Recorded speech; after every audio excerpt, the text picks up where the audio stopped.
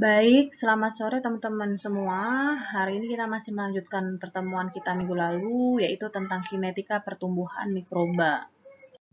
Teman-teman masih ingat ya, di minggu lalu kita membahas tentang apa aja? Ada laju pertumbuhan spesifik, kemudian ada laju pertumbuhan maksimum gitu ya, dimana laju pertumbuhan ini kita amati dari waktu ke waktu gitu ya.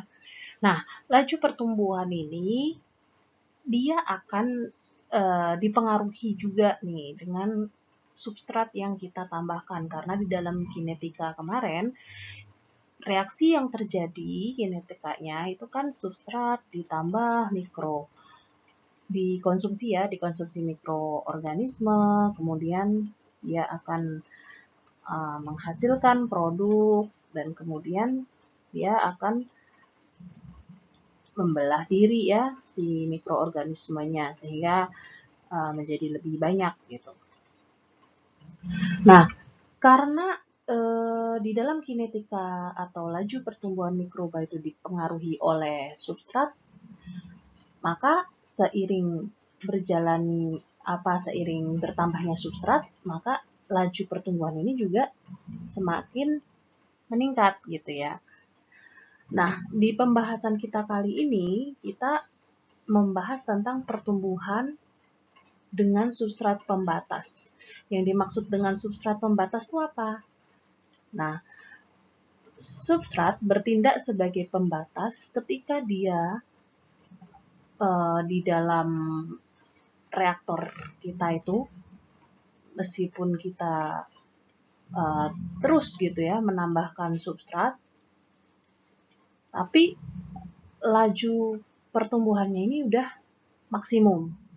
Jadi meskipun substrat ini ditambahkan terus, tapi laju pertumbuhan substrat ini cenderung sudah mentok ya, sudah mentok, tidak terjadi pertumbuhan lagi seperti di sebelumnya. Nah, substrat bertindak sebagai pembatas itu ketika fase pertumbuhan mikroba itu ada di fase sini. Ada di fase sini. Ya. Jadi kita harus ketika meneliti nanti ya atau mempraktekkan nanti, kita harus paham gitu ya. Paham kapan kita harus berhenti menambahkan substrat pada biakan mikroba kita. Kan intinya kita mau membiakkan mikroba kita ya. Kalau di pengolahan biologis kan intinya kita mau dapat mikroba yang sebanyak-banyaknya supaya degradasi terhadap polutan ya, polutan substrat ini kita anggap sebagai polutan. Degradasi terhadap polutan nanti bisa maksimal gitu karena ada mikroorganisme yang melimpah. Nah, kan gitu ya. Dan tujuan dari kita mengetahui substrat pembatas ini, jadi ketika nanti kita mempraktekkan itu tidak useless gitu ya. Tidak useless itu maksudnya tidak sia-sia gitu. Sia-sianya gini, kita laju pertumbuhan maksimumnya ini udah mentok gitu. Tapi kita masih nambahin substrat, ya buat apa? Yang ada itu tidak optimal gitu ya. Buang-buang uang gitu ya untuk memberikan atau untuk menambahkan substrat itu kan kita juga butuh biaya gitu ya. Substrat itu apa sih? Substrat itu makanannya mikroorganisme. Jadi ketika kita menumbuhkan mikroorganisme, kita butuh memberikan dia makanan dulu gitu ya, sebelum nanti mikroorganismenya itu siap ya dipanen untuk kita aplikasikan ke pengolahan biologis kita.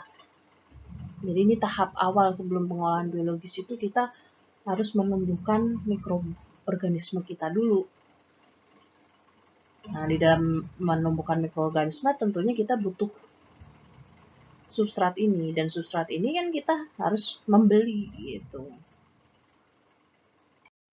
Gitu ya, jadi sebelum kita melakukan proses pengolahan biologis, kita itu harus menumbuhkan mikroba kita dulu gitu ya, karena sejatinya kalau pengolahan biologis itu kan menggunakan mikroba. Jadi kita harus menumbuhkan mikroba kita dulu, yang biasanya itu dinamakan dengan proses seeding.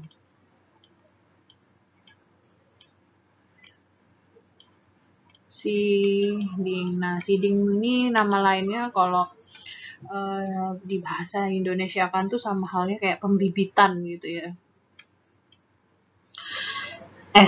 Ini S ya. Nah, seeding ini dilakukan dengan cara biasanya menambahkan glukosa ke dalam biakan kita. Glukosa itu bertindak sebagai substratnya. Selain glukosa, tentunya juga ada bibit mikroorganismenya.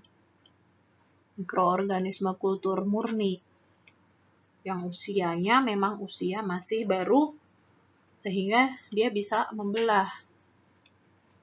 Jangan pakai mikroba yang sudah usianya itu udah tua, ibaratnya gitu ya. Jadi dia kalau udah tua, dia akan tinggal matinya, dia nggak bisa membelah diri lagi, udah maksimal gitu ya. Jadi kalau misalnya mau membibitkan atau melakukan seeding, carilah bibit mikroorganisme yang masih murni, masih siap untuk membelah diri. Ciri-cirinya kalau bibit murni, dia partikel selnya tidak besar gitu ya, tidak mengendap. Artinya dia kalau tidak mengendap, dia tersuspensi. Jadi air yang kayak air sungai, air yang keruh ya di sungai-sungai, air yang berlumpur, itu banyak tuh kandungan mikroorganisme di dalamnya. Dia terlihat seperti tersuspensi ya di dalam airnya itu. Nah, setelah kita melakukan seeding, biasanya kita akan mengamati pertumbuhan si mikroba ini. Namanya fase aklimatisasi. Aklimatisasi atau penyesuaian. Ini kan aklimatisasi itu kan kalau di kurva pertumbuhan kita yang biasa itu fase aklimatisasi kan terjadi di sini. Fase adaptasi si mikroba ya, penyesuaian si mikroba. Nah, aklimatisasi ini biasanya itu kita lakukan dengan menggunakan air limbah yang emang kita mau olah ya. Jadi penyesuaian dari mikroba yang sudah membelah diri tadi dikasih dengan air limbah dengan konsentrasi yang rendah dulu gitu. Jadi untuk membuat air limbah yang mau kita olah itu konsentrasi polutannya menjadi lebih rendah, itu dengan cara pengenceran. Jadi ibaratnya ketika kita punya air limbah dengan kadar polutan 100%, nah kita lakukan pengenceran dulu, misalnya dengan pengenceran 50% air limbah dan 50% air gitu. Namanya aja dia lagi menyesuaikan. Jadi kandungan air limbah di dalamnya jangan terlalu berat. Karena kalau langsung berat, langsung 100%, dikhawatirkan mikrobanya ini mati. Gitu. Nah, setelah fase aklimatisasi dengan kadar polutan ini oke, mikrobanya juga bisa tumbuh ya. Kita setelah itu melakukan proses running dengan 100% air limbah. Dan ini dilakukan dengan mikroba baru ya. mikroba baru, beda dengan mikroba yang ini. Jadi aklimatisasi tadi mikroba baru, terus running ini juga mikroba baru. Nah, biasanya baik di aklimatisasi atau di running itu kita melakukan dikembalikan gitu ya kepada peneliti ya, mau berapa hari. Biasanya kalau untuk aklimatisasi itu nggak terlalu lama, nggak selama kalau running. Nah, kalau aklimatisasi mungkin cuman sampai di fase pertumbuhan yang segini. Jadi cuman buat mengamati dia itu bisa tumbuh atau tidak gitu. Nah, kalau di running biasanya lebih lama waktunya. Ini penelitian utama. Penelitian utama ya sampai diketahui bahwa fase pertumbuhannya sudah mencapai stasioner. Atau kalau misalnya kita mengukur pertumbuhannya itu dengan parameter yang bisa membedakan antara mikroorganisme yang hidup atau yang mati, kita bisa sampai fase kematian, fase death-nya si mikroorganisme itu. Tapi kalau nggak bisa ya, kita pakai parameter MLVSS mungkin. Nah, MLVSS itu tidak bisa membedakan sel yang hidup dengan sel yang mati kan, sehingga cuman bisa sampai fase stasioner. Gitu ya. Nah, istilah-istilah seeding, aklimatisasi, running, ini nanti akan sering kalian jumpai di artikel-artikel gitu, artikel-artikel atau jurnal-jurnal ilmiah yang biasa kalian cari ya di Google Scholar dan lain sebagainya. Nah, aklimatisasi tadi itu dilakukan dengan melakukan pembibitan dulu ya kan, pembibitan dulu dan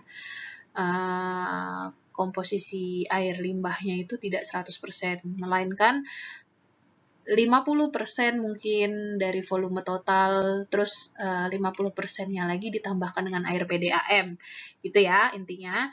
Nah, terus kalau pas running ya kita perlu melakukan pembibitan ulang gitu dengan mikroorganisme yang sejenis ya tentunya ya, jangan berbeda. Nanti kalau berbeda, aklimatisasi pakai mikroba A, running pakai mikroba B, yang ada pertama kita udah melakukan uji coba penyesuaian itu berhasil, pas running nggak berhasil, ternyata karena si mikrobanya berbeda jenisnya. Nah, jangan sampai seperti itu. Jadi sumber mikrobanya itu sama, cuman dilakukan lagi gitu ya, dilakukan lagi pembibitannya. Dan ini ketika running itu dilakukan dengan menggunakan 100% air limbah. Jadi volume totalnya ini nanti volume air limbah sepenuhnya. Kalau di sini kan tadi campuran ya, air limbah dan air PDAM. Nah, di dalam model kinetika pertumbuhan mikroba, di mana salah satunya adalah model monod ya. Monod ini paling sering digunakan, tapi sebenarnya tidak hanya monod ya, model kinetika pertumbuhan itu. Ada banyak, cuman yang sederhana dan sering digunakan dalam proses biologis itu adalah monod. Di dalam persamaan monods itu dirumuskan seperti ini ya, laju pertumbuhan sama dengan mu max dikali substrat dibagi dengan Ks plus S. Ks sendiri adalah konstanta afinitas substrat yang menandakan ya, Ks ini menandakan adanya ketertarikan sel terhadap substrat, ketertarikan mikroba terhadap substrat. Jadi seberapa suka gitu ya si mikroba itu dengan substrat yang kita sediakan, yang ada di biakan itu. Dan nilai Ks sendiri ini ditunjukkan pada nilai substrat yang berada di yang menghasilkan ya, nilai substrat yang menghasilkan kondisi setengah mu max. Jadi sebenarnya nilai Ks itu adalah nilai konsentrasi substrat pada saat laju pertumbuhannya itu mencapai setengah mu max. Nah, kalau misalnya teman-teman melakukan penelitian gitu ya, membandingkan substrat A dengan substrat B, kemudian ditemukan kondisi kurvanya itu seperti ini, pertumbuhannya sama ini dan ini ya. Teman-teman lebih memilih mana? KS yang besar atau KS yang lebih kecil? Jadi KS yang kedua itu kan ada di sini ya. KS substrat B itu ada di sini nilainya. Sedangkan KS yang di substrat A nilainya ada di sini. Nah, tentunya teman-teman memilih yang grafiknya itu seperti ini ya. Artinya KS-nya lebih kecil. KS-nya lebih kecil dibandingkan KS yang besar. Karena KS yang kecil, kalau dilihat dari persamaannya aja, ketika KS itu kecil, maka laju pertumbuhan ini akan semakin besar. Kalau KS-nya semakin besar, maka laju pertumbuhannya semakin kecil karena faktor pembaginya lebih besar ya. Maka yang didapatkan di sini kalau KS lebih besar, ininya akan kecil hasilnya. Nah, kita kan nggak mau seperti itu. Sehingga kita pasti memilih substrat yang menghasilkan KS seminimal mungkin. Gitu ya. Untuk persamaan monod ini bisa digunakan ketika pertumbuhan selnya itu berjalan cukup lambat. Jadi ketika pertumbuhannya berjalan lambat, ini ditandai dengan densitasnya yang rendah. Di dalam biakan kita, ketika pertumbuhan sel ini lambat ya, maka kita bisa menggunakan persamaan monod yang ini.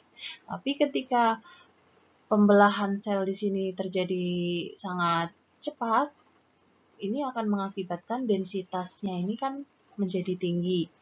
Nah, ketika densitas tinggi, maka persamaan ini tidak bisa digunakan. Persamaan monod yang ini harus dimodifikasi dulu, sehingga kita bisa menggunakan persamaan monod. Nah, ini adalah modifikasinya. Modifikasi persamaannya. Gitu ya. Dan selain persamaan monod tadi, ini ada persamaan model kinetika yang lain ya, dari Blackman dan yang lain ini ya. Kita juga bisa pakai persamaan dari mereka. Tapi yang paling sederhana, seperti yang saya sampaikan tadi, itu kita menggunakan monod. Monod itu udah umum, jadi artikel-artikel yang membahas tentang pengolahan biologis, yang meneliti tentang pengolahan biologis, itu kebanyakan menggunakan persamaan monod. Nah, selanjutnya pertumbuhan dengan inhibisi substrat. Kalau tadi substrat itu sebagai pembatas, ini substrat itu sebagai inhibitor. Inhibisi itu substrat ini sebagai apa ya? Sebagai pembuat laju pertumbuhan itu menjadi menurun. Itu sifatnya inhibitor ya. Dia akan mengganggu gitu, mengganggu kinerja atau mengganggu pertumbuhan si substrat tersebut. Jadi substrat itu punya sifat yang kayak gitu. Sebenarnya sifat secara umumnya si substrat itu memang untuk meningkatkan laju pertumbuhan. Tapi ada substrat-substrat yang dia ini jahat, dia ini mengganggu keberadaannya. Nah, inhibisi ini dapat bersifat kompetitif atau non-kompetitif. Non-kompetitif, kita bisa pakai persamaan ini. Kan kalau model monod tadi itu sebenarnya dari persamaan ini ya. Nah, bedanya cuman ditambahkan ini. Nah, ketika ditambahkan ini, maka yang terjadi ini pasti turun. Nah, sesuai yang dijelaskan tadi, inhibisi ini pengganggu yang menyebabkan laju pertumbuhannya menjadi turun. Nah, bedanya di sini aja dari rumus yang sebelumnya. Kan rumus sebelumnya itu mu G sama dengan mu max ya, dibagi dengan S plus KS. Oh sorry, ada S juga di sini ya. Nah, jadi ketika ini satunya ini diganti S per S ya, S per S ya, kan sama aja ya, S per S itu 1, maka persamaannya kan akan menjadi persamaan monot yang tadi. Nah, ketika ada inhibisi, maka laju pertumbuhannya ini menjadi turun karena ada ini ya, faktor ini tadi. Selanjutnya kalau yang kompetitif substrat, laju pertumbuhannya ini juga menjadi turun karena ada substrat yang mengganggu juga gitu di sini. Bedanya kalau non-kompetitif substrat sama substrat, yang non-kompetitif substrat yang dipengaruhi itu adalah nilai mu max-nya. Tapi kalau kompetitif substrat yang dipengaruhi itu adalah nilai KS-nya. KS sendiri tadi itu adalah konstanta afinitas substrat, konstanta ketertarikan si sel dengan substrat. Jadi ada kompetisi gitu ya antara si substrat itu untuk mempengaruhi selnya itu suka sama dia. Padahal dia itu toksik gitu. Bisa dipahami ya bedanya kalau non-kompetitif sama kompetitif. Nah, inhibisi substrat ini terjadi tidak hanya karena jenis substratnya itu kurang disukai, tapi bisa jadi inhibisi substrat ini terjadi ketika substrat itu dikonsumsi kemudian menghasilkan produk samping ya. Sesuai reaksi yang terjadi itu kan substrat plus mikroorganisme menghasilkan produk. Nah, produk sampingnya ini dia bersifat pengganggu, bersifat inhibisi si ininya gitu, si selnya. Jadi tidak hanya dari jenis substratnya, tapi bisa jadi dari produk yang dihasilkan dalam proses biologis tersebut. Jenis substrat yang mengganggu. Jenis substrat yang mengganggu itu kadang itu kan dalam pengolahan biologis nanti kita kan akan mengolah limbah. Nah, di dalam limbah itu kan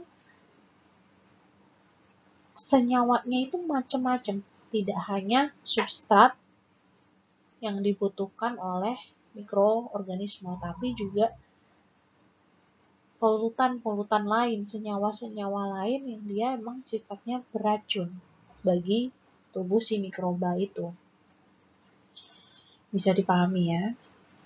Jadi inhibisi substrat ini tidak hanya bersumber dari jenis substratnya aja, tapi juga dari senyawa lain di dalam air yang mau kita olah atau dari produk samping yang dihasilkan dari proses metabolisme si mikroba tersebut.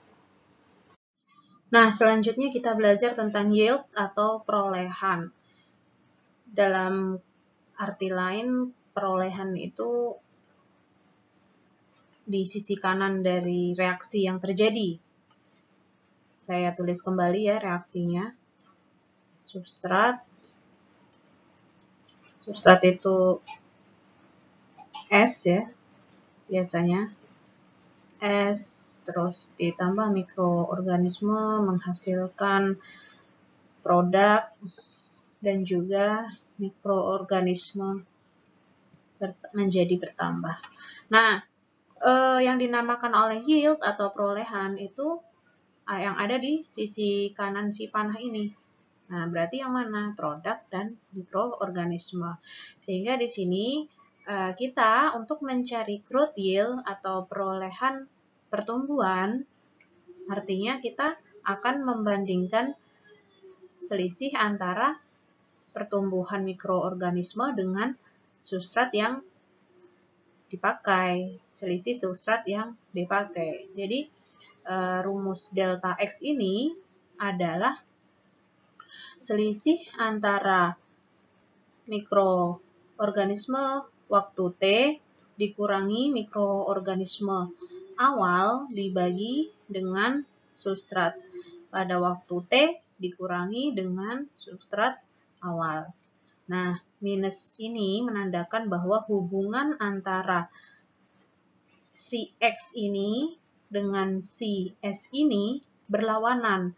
Jadi ketika si X ini naik, maka substrat ini menjadi turun.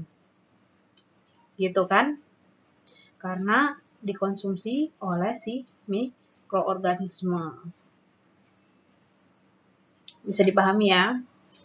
Nah, X ini mikroorganisme ya. Terus produk yield atau perolehan produk. Perolehan produk berarti membandingkan apa? Membandingkan produk dengan substrat. Sama halnya dengan tadi, delta P dibagi dengan delta S. Kalau dijabarkan rumusnya berarti P pada waktu T dikurangi P pada saat awal dibagi dengan substrat pada saat T dikurangi substrat awal. Hubungannya sama. Ketika produk ini dari waktu ke waktu naik, maka substratnya menjadi turun. Sorry, saya salah ya. Ini substrat awal karena substrat awal dikurangi substrat akhir. Karena dari jumlahnya substrat awal ini pertamanya kan banyak ya.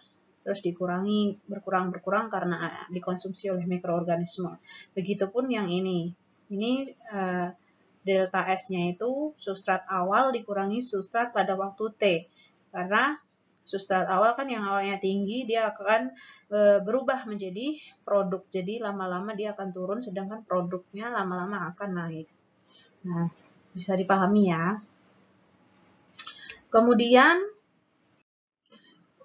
Kemudian growth yield based on consumption of oxygen. Jadi berapa kita melihat pertumbuhan dari perolehan pertumbuhan, tapi bukan dari substrat, melainkan dari oksigen yang terbentuk. Oksigen yang berada di dalam biakan kita gitu. Karena kalau proses yang terjadi di dalam media kultur kita ini menggunakan proses aerobik, tentunya kita tidak terlepas dari konsumsi terhadap oksigen gitu. Nah, oksigen ini bisa juga loh menjadi pembatas. Jadi tidak hanya substrat, tapi oksigen ini bisa menjadi pembatas dari pertumbuhan si mikroorganisme tersebut. Semisal pertumbuhan dengan substrat yang cukup ini dia bisa normal, tapi karena ada oksigen yang tidak mencukupi di dalam biakan kita, maka ini tidak akan mencapai mu max gitu. Laju pertumbuhannya karena oksigennya rendah ya. Karena oksigennya dia kecil, bisa jadi yang sebenarnya substrat itu sudah cukup dan bisa substrat ini cukup dan bisa untuk mendapatkan laju pertumbuhan yang maksimum, tapi karena oksigen ini rendah, menjadi tidak bisa mencapai mu max. Nah, ini artinya oksigen menjadi pembatas, gitu. Nah, supaya oksigen ini bisa tercukupi dengan baik, tentunya kita harus mengontrol biakan kita. Kita harus mengontrol nilai DO di dalam media kita. Masih ingat ya, ngukur DO itu pakai apa? Bisa pakai metode yang langsung ya, DO meter, atau pakai titrasi juga bisa gitu ya, macam-macam ya metode pengukuran parameter itu. Tapi yang paling gampang dia pakai DO meter, jadi tinggal dicelup gitu aja. Dan oksigen ini harus dikontrol setiap hari supaya kita tahu apakah oksigen di biakan kita ini selalu ada atau tidak.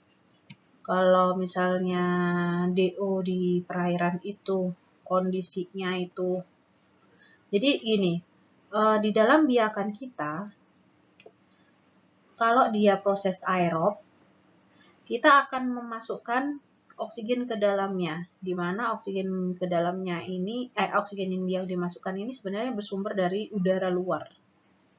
Nah, ini udara luar itu disedot menggunakan air pump, kayak pompa aerasi ya, aerator, pompanya itu pompa aerator untuk mengalirkan udara dari luar, oksigen dari luar untuk masuk ke dalam media kultur kita.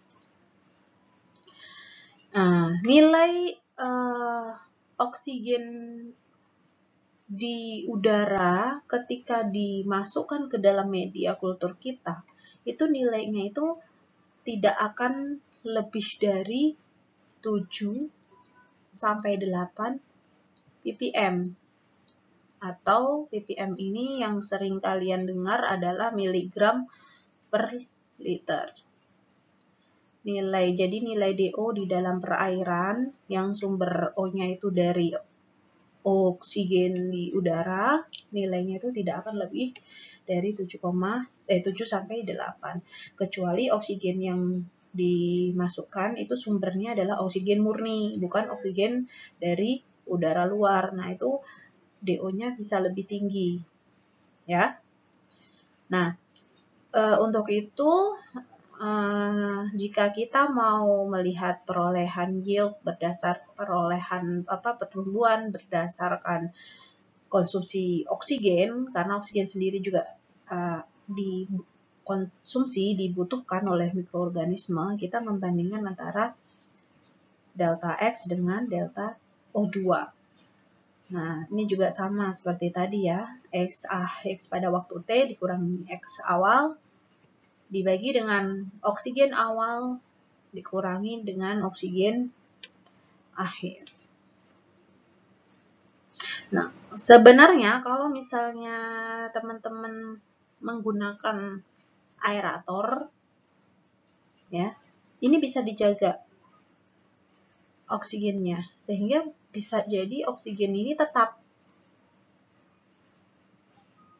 Ya, oksigen tetap karena memang setiap hari disuplai dengan ini. Jadi dari waktu ke waktu dia akan tetap. Tapi ini berlaku ketika misalnya kita tidak menambahkan aerator. Jadi oksigen yang ada di sini awalnya 7 sampai 8 ppm. Kita nggak pakai ini ya, kita nggak pakai ini. Kita matikan lah. Ya, kita cuman suplai ini di awal. Terus kita matikan aeratornya, kita amati dari waktu ke waktu. Nah, kalau dimatikan baru nih terjadi penurunan oksigen. Bisa dipahami ya? Nah, ini ada contoh soal di minggu lalu. Ya, kan diketahui data yang dihasilkan dari suatu percobaan tuh ini. Nah, kemarin teman-teman disuruh menghitung laju pertumbuhan maksimum ya. Tapi yang sekarang teman-teman diminta untuk menghitung apparent growth yield. Berarti perolehan pertumbuhannya. Sama, nah ini dulu lah ya kita bahas. Berarti ini tadi rumusnya untuk growth yield berarti kan rumusnya gini ya, Y X terhadap S sama dengan min delta X bagi dengan delta S. Nah, delta X pada waktu T ya. X pada waktu T kan ini X ini X-nya itu yang mana? Cell concentration. Kalau ini glukos ya, bukan X itu bukan glukos, tapi X itu cell concentration. Nah, X pada waktu T-nya itu maksudnya adalah X di ini ya. Kalau datanya sampai 44 berarti kita X-nya pakai yang ini, XT-nya. Saya tulis dulu penjabarannya, berarti min XT dikurang X0 dibagi S0 min ST. Nah, kita jabarkan XT-nya berarti 20,9. Min ya, jangan lupa min 20,9. Tapi min itu menandakan dia itu ada hubungannya itu berkebalikan aja. X0-nya berarti 1 dibagi dengan S0-nya kebalikannya. Nah, S itu kan ini ya, glukos ya. Glukos ini S. Berarti S awal itu 50 dibagi dengan dibagi 50 dikurangi ST. ST-nya 0,3. Nah, ini tinggal kita hitung sama dengan berapa? 0,4.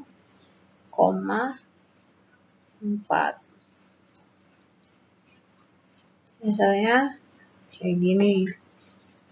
Min-nya nggak saya tulis ya, karena min di sini ya, karena min di sini ini hanya menunjukkan adanya hubungan yang terbalik antara si X ini dengan si substrat.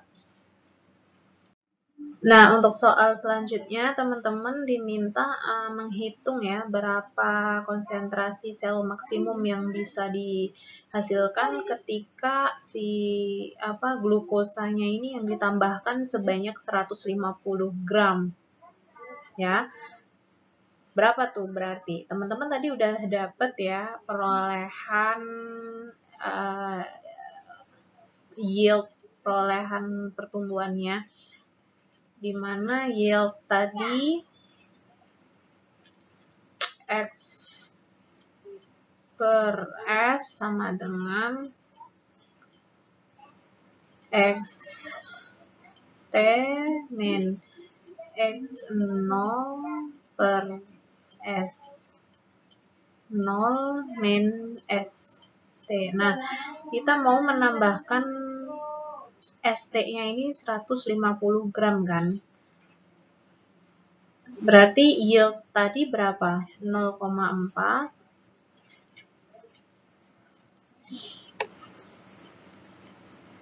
sama dengan XT-nya berapa? XT-nya dicari, ya kan? X0-nya 1 per S0 berarti 150 ya. Sorry, S0-nya berarti menjadi 150. Ini saya hapus dulu, ini bukan ST melainkan menjadi S0. Kalau kita nambahkan di awal S-nya itu bukan 50 tapi 150. 150 min ST-nya ini ya 0,3. Ini kondisinya sama ya, nih. Sama. Berarti gimana nih XT-nya nyarinya XT min 1, kita tulis dulu ya, yang ini pindah ke sini. Dihitung coba. 150 dikurangi 0,3 terus nanti dikalikan 0,4 dapatnya 59 Berarti XT-nya sama dengan ini pindah ke sini jadi plus ya. Berarti 60,88. Gitu ya. Oh ya, jangan lupa ya, untuk konsentrasi sel itu satuannya gram per liter ini ya. Pokoknya kalau konsentrasi itu selalu gram per liter atau miligram per liter juga boleh ya, tergantung soal. Tinggal dikonversi aja. Ini untuk glukosanya juga nih gram per liter ya satuannya. Oke, itu dulu kuliah kita minggu ini ya. Semoga teman-teman bisa paham dengan apa yang saya sampaikan. Jika memang dirasa belum terlalu mengerti atau masih ada yang perlu ditanyakan, silakan jangan sungkan-sungkan untuk langsung bertanya kepada saya. Oke, selamat sore semuanya. Terima kasih. Semangat terus belajar ya menjelang UTS ini.